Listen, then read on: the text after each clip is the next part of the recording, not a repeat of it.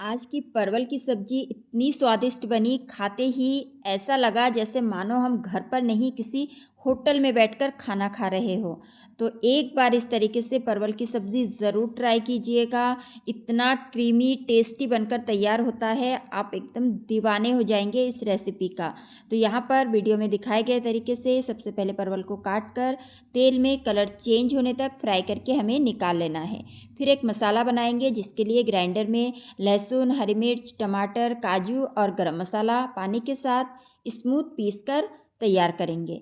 अब उसी कढ़ाई पे थोड़ा सा और तेल डाल के किशमिश, कलौंजी, तेजपत्ता और सूखी लाल मिर्च, साथ में प्याज, कलर चेंज हो जाएगा तो जो मसाला हमने तैयार किया है उसे डाल देंगे।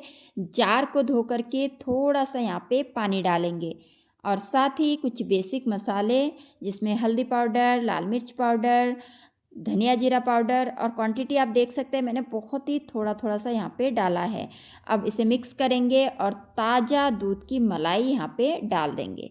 ताज़ा दूध की ही मलाई लीजिएगा और इसे भी अच्छे से मिक्स करते हुए तेल अलग होने तक यहाँ पे हमें पका लेना है। मसाले से तेल अलग हो जाएगा तो फ्राई करके रखा हुआ परवल इसमें डाल देंगे। इसे भी अच्छे से मिक्स करेंगे और परवल फ्राई करते वक्त भी हमने नमक डाला था, तो अब ध्यान से यहाँ पे थोड़ा सा और हमें नमक डालना है जितना कि हमें ग्रेवी चाहिए। तो यहाँ पे मैंने थोड़ा सा नमक भी डाल दिया है और इसे भी मिक्स करूँगी और आधा गिलास में यहाँ पे पानी डाल रही हूँ। अच्छे से इसे मिक्स करेंगे और ढक कर लो टू मीडियम हीट पे 5 मिनट तक हमें इसे पकाना है। मैंने घड़ी देखकर 5 मिनट तक ही इसे पकाया है और 5 मिनट के बाद आप देखिएगा तेल ऊपर सेपरेट हो जाएगा, परवल भी एकदम सॉफ्ट हो जाएगा और बहुत ही सुंदर खुशबू आ रहा है। कलर आप देख सकते हैं, आप इसे इस टाइम पे निकाल सकते हैं। तो मैंने यहाँ पे ऊपर से थोड़ा सा कसूरी मेथी भी डाल दिया है और इसे गर्मा गर्म चावल, रोटी, नान, पराठा जिसके साथ आपका मन हो आप बस इसे बनाकर इंजॉय कीजिए। बहुत ही स्वादिष्ट लगता है, यकीन कीजिए। एक बार ज़रूर ट्राई कीजिए। गर्मा गर्म चावल के साथ मैंने इसे इंजॉय किया था।